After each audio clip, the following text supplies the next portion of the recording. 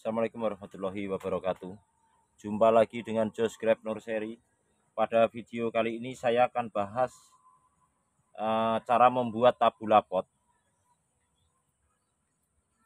yang kita rencanakan pembuahannya di usia 3 bulan. Dan ini sekaligus untuk menjawab permintaan beberapa teman saya yang menginginkan contoh pembuatan tabula pot anggur Jupiter yang asal bibitnya dari on-road atau hasil stek, bukan merupakan hasil grafting, artinya tanpa rostok. Dan bibit ini berasal dari stek ya, bukan hasil grafting. Jadi ini stek. Kenapa saya memilih varian ini atau varian Jupiter ini dengan bibitnya dari stek, tidak pakai rostok? Karena pengalaman di saya untuk varian ini hasilnya lebih baik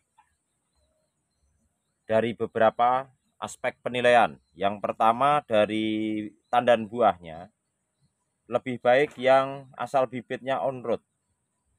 Kemudian yang kedua, rasa dan aroma buahnya lebih wangi, aroma voksinya lebih kuat yang hasil on-road. Ini Jupiter Origin USA atau Jupiter Seedless, asal bibit Amerika Serikat atau USA. Usia bibit saat ini 1 bulan lebih, varian ini. Jadi pembuahannya yang hasil on-road, ini pengalaman di saya ya, dan tidak hanya sekali dua kali, sudah bertahun-tahun juga. Pembuahannya stabil dan terus meningkat yang kita harapkan, tetapi minimal stabil tercapai untuk varian Jupiter ini. Ini tabula pot ini saya buat dengan menggunakan pot ukuran 50 liter dengan media tanamnya, komposisinya ya, ini terbuat dari campuran sekam mentah, tanah, kohe kambing, dan pasir dengan perbandingan 1:1:1 gembur. Untuk yang saya buat tabula pot ini medianya seperti itu ya, jadiannya nih, kelihatan gembur. Tanah, pasir, sekam mentah, dan kohe kambing. Kita mulai. Tabula pot ini kita rencanakan akan kita buahkan di usia 3 bulan setelah tanam di pot ini. Di pot ini ya. Tersier yang akan kita buat 10 tersier. 6 dari tunas bat, 4 dari tunas air. Di awal pembentukannya, jadi ini batang primer yang saya lingkarkan ini ke sini ya,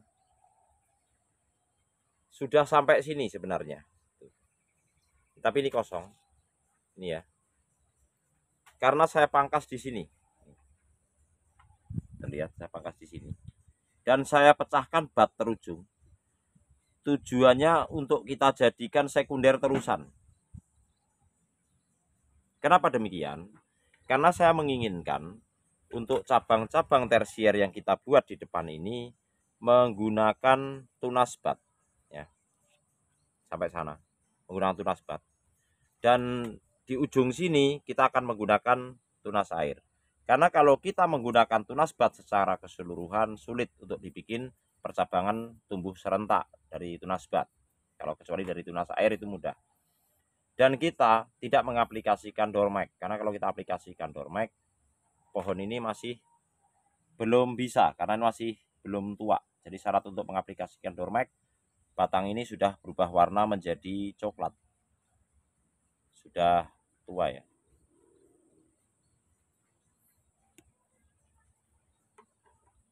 Jadi kita mulai. menghitung jumlah tersier yang akan kita buat. Di sebelah sini ini belum tumbuh, nanti akan kita tunjukkan cara menumbuhkannya. Tersier pertama, tersier kedua sudah mau tumbuh, tersier ketiga ini terlihat ya sudah seprut, tersier keempat ini bawa klaster bunga juga kecil nih, tersier kelima, tapi ini nanti bunganya ini kita buang karena kita belum menginginkan ini berbuah. Tersier keenam, tersier ke-7, 8, 9, 10 nanti kita buat dari cabang sekunder terusan ini yang kita buat dari tunas air nih. Dari sini ya. Ini bat yang kita pecahkan untuk kita jadikan sekunder terusan ke sana.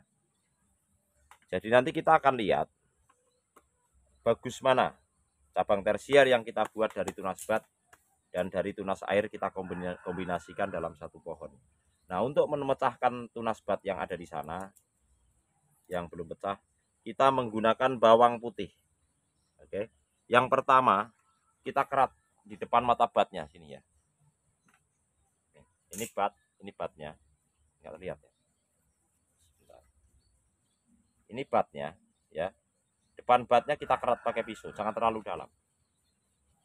Tujuannya untuk menghambat pertumbuhan supaya tunas ini tumbuh. Yang kedua juga jangan terlalu dalam.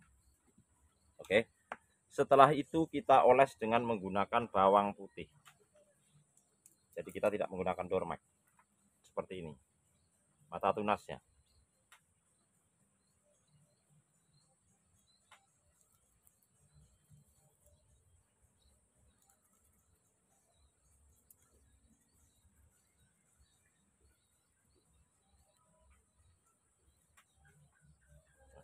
Ini sudah tumbuh ya. Oke. Itu cara menumbuhkannya. Nanti setelah cabang ini, cabang sekunder terusan ini sampai ke sini, saya akan hentikan. Saya akan pilih 4 tunas air untuk kita jadikan cabang tersier.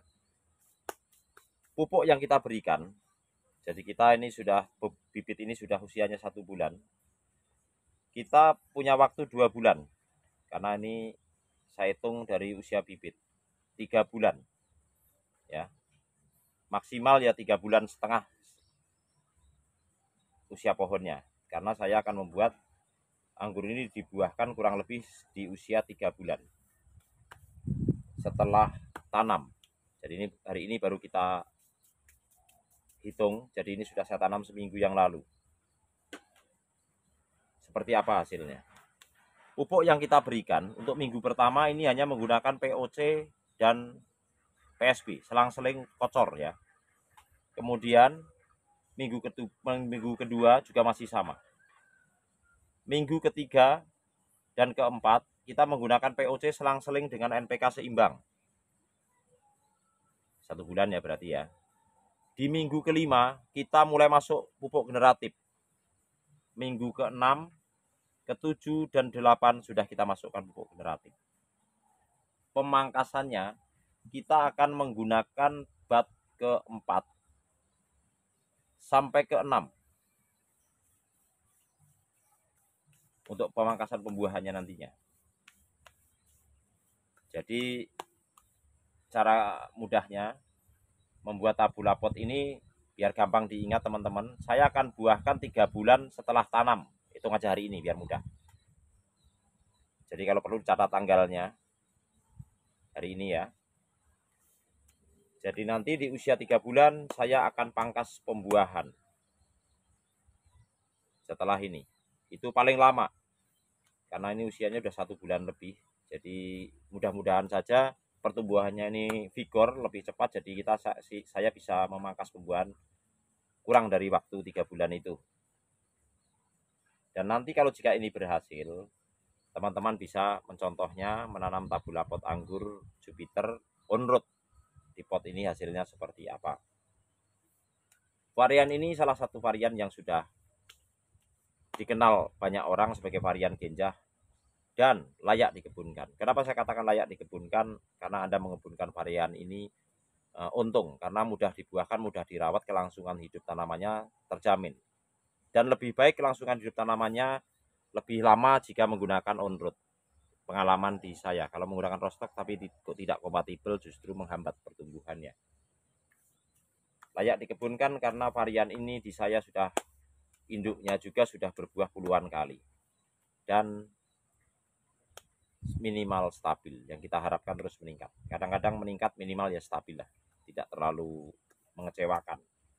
Kalau untuk varian-varian baru yang mudah dibuahkan, berbuah satu kali, kemudian dibilang itu varian layak dikebunkan, sepertinya terlalu cepat menyampaikan. Jadi untuk varian-varian yang layak dikebunkan, kawan-kawan harus mengujinya dulu dari beberapa aspek penilaian. Adaptasinya, pertumbuhannya, pembuahannya, kelangsungan hidup tanamannya. Jadi tidak serta-merta mengatakan satu varian baru yang berbuah satu dompol kemudian dikatakan layak dikebunkan. Terima kasih. Semoga video ini bermanfaat dan menginspirasi kawan-kawan. Terima kasih. Wassalamualaikum warahmatullahi wabarakatuh.